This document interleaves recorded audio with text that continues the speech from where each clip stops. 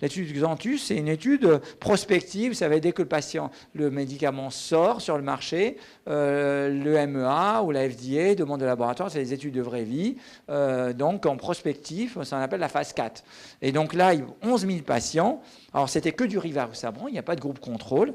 Et on regarde ce qui se passe sur un an en termes d'événements. Alors là, ce qui est intéressant, c'est que dans l'étude Xanthus, le niveau de risque en termes de Schatz était similaire à Relay et à Aristotle, donc moins que dans l'étude initiale Rocket AF. Et vous voyez que ce taux d'événement, par exemple AVC embolie systémique, vous voyez autour de 1%. Donc finalement, ce que je vous avais à peu près montré dans Aristotle. C'est-à-dire en gros, c'est pour ça que je pense que les taux d'événement AVC embolie systémique, hémorragie, différents d'une étude à l'autre, sont probablement différents tout simplement parce que le niveau de risque des populations est différent. Et à partir du moment où vous avez